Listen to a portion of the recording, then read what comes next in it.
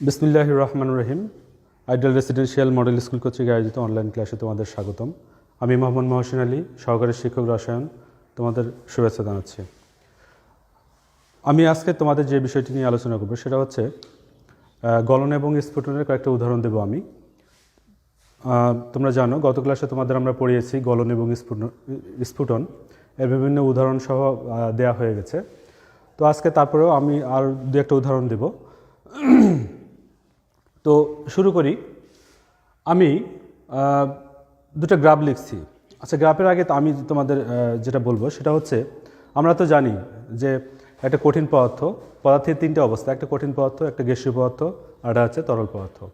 তো আমরা জানি যে একটা কঠিন পদার্থ যখন তাপ দেওয়া হয় তখন সেটা তরলে পরিণত হয়, এবং এই তরলকে যদি আরও তাপ দেওয়া হয় সেক্ষেত্রে আমাদের গ্যাসীয় তথা বায়বীয় অবস্থায় পরিণত হয়।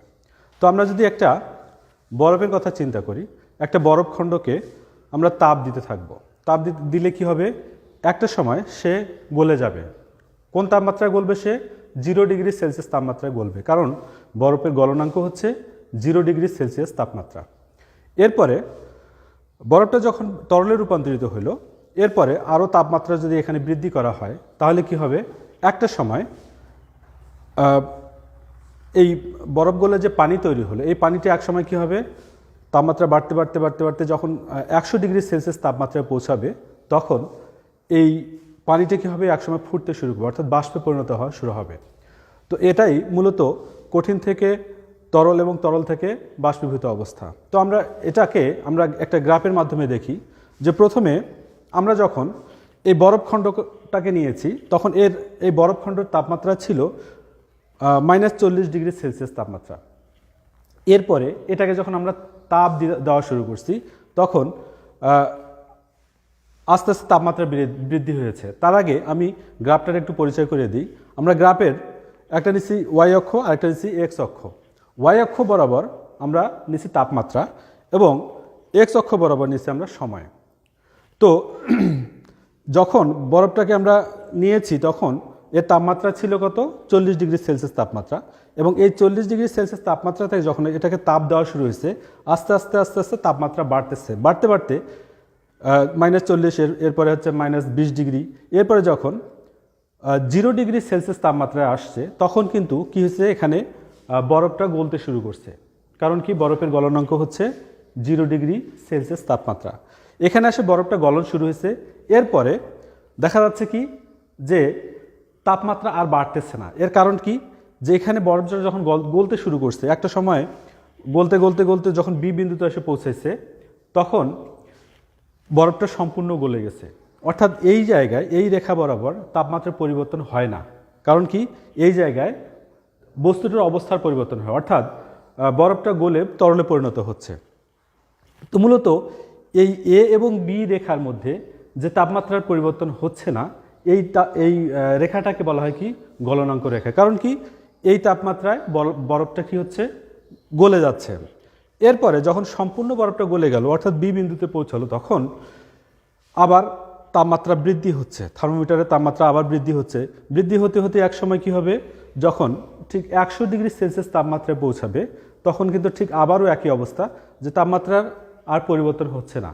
এর কারণ কি, এই তাপমাত্রায় এসে পানিটা কি হয়েছে, বাষ্পে পরিণত হওয়া শুরু হয়ে গেছে, এবং ডি অবস্থায় আসে কি হচ্ছে, সম্পূর্ণ বাষ্পে পরিণত হচ্ছে। এবং এরপরে যখন সম্পূর্ণ বাষ্পে পরিণত হয়ে গেছে, এরপরে কিন্তু আবার তাপমাত্রা বৃদ্ধি হচ্ছে। তো মূলত দেখা যাচ্ছে কি, যে এই সিটি রেখাটা হচ্ছে আমাদের স্ফুটনাঙ্ক রেখা, অর্থাৎ এই তাপমাত্রায় এসে কি হচ্ছে, তরলটা বাষ্পে পরিণত হচ্ছে। এখন আমরা যদি দেখি যে এই ও থেকে এ বিন্দু পর্যন্ত এই অবস্থাটা হচ্ছে আমাদের বরফ, অর্থাৎ এই অবস্থাটা হচ্ছে বরফ, অর্থাৎ কঠিন অবস্থা। এবং এ বি এই রেখা বরাবর এখানে কি কি আছে, এখানে বরফ এবং পানি উভয়ে আছে। কারণ এখানে আসে বরফটা গলতে শুরু করছে, এবং বি বিন্দুতে যখন আসছে তখন কিন্তু বরফটা সম্পূর্ণরূপে পানিতে পরিণত হয়েছে।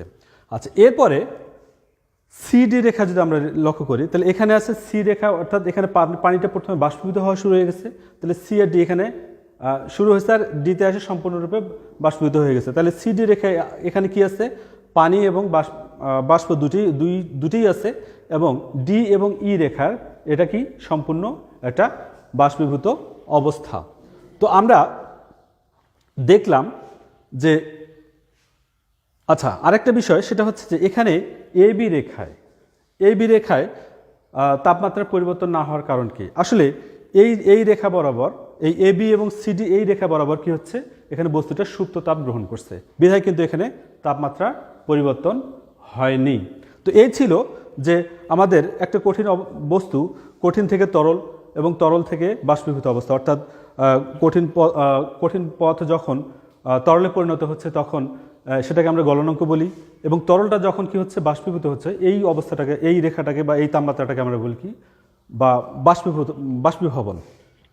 এরপরে আমরা যদি বিপরীতটা দেখি, অর্থাৎ আমরা একটা কঠিন পদার্থ থেকে তাপ দিচ্ছি, তরলে পরিণত হয়েছে, এবং তরলকে তাপ দিচ্ছে আবার বাষ্পীভূত অবস্থা পরিণত হয়েছে। এখন আমার এই জলীয় বাষ্প, এখানে যে জলীয় বাষ্পটা তৈরি হচ্ছে, এই জলীয় বাষ্পটাকে যদি আমরা কি করি, শীতল করি বা ঘনীভবন করি, শীতল করলে কি হবে, প্রথমে জলীয় বাষ্প নেওয়া আছে 140, তখন তার তাপমাত্রা ছিল 140 ডিগ্রি। আচ্ছা, এখানে ঠিক একই অবস্থায় আমরা দুটো অক্ষ নিচ্ছি, একটা ওয়াই অক্ষ এবং একটা এক্স অক্ষ। এক্স অক্ষ বরাবর সময় এবং ওয়াই অক্ষ বরাবর কি তাপমাত্রা। তো যখন আমরা জলীয় বাষ্পটাকে নিয়েছি তখন এর তাপমাত্রা ছিল কত, 140 ডিগ্রি। এরপরে এটাকে যখন তাপমাত্রা কমানো হচ্ছে বা ঘনীভবন করা হচ্ছে, তখন তাপমাত্রা কমতে কমতে একসময় যখন 40 থেকে 120, 140 থেকে 120, 120 থেকে যখন 100 ডিগ্রি সেলসিয়াস তাপমাত্রা পৌঁছাচ্ছে, তখন কিন্তু আবারও ঠিক একই অবস্থা, যে এখানে থার্মোমিটার তাপমাত্রা পরিবর্তন হচ্ছে না। কারণ কি, এখানে জলীয় বাষ্প থেকে আমাদের কি হচ্ছে, ওই পানিটা কি মানে আমাদের H2 অর্থাৎ পানিটা কি হচ্ছে, তরল অবস্থায় পরিণত হচ্ছে। এই তরল অবস্থা থেকে যখন আরও তাপমাত্রা কমানো হয়, তখন আস্তে আস্তে কি হচ্ছে, যখন 0 ডিগ্রি সেলসিয়াস তাপমাত্রা এসে পৌঁছাচ্ছে, তখন কিন্তু আবার পানিটা বরফে পরিণত হওয়া শুরু হচ্ছে, এবং একটা পর্যায়ে আবার এখানে ঠিক সম্পূর্ণ যখন বরফে পরিণত হচ্ছে পানিটা, তখন আবার তাপমাত্রা বাড়তে শুরু করছে। অর্থাৎ এরপরে যখন আসছে তখন কিন্তু আস্তে আস্তে -20 থেকে -40 ডিগ্রি সেলসিয়াস তাপমাত্রা চলে আসছে। তো এইটাকে বলা হয় কি, শীতলীকরণ রেখা।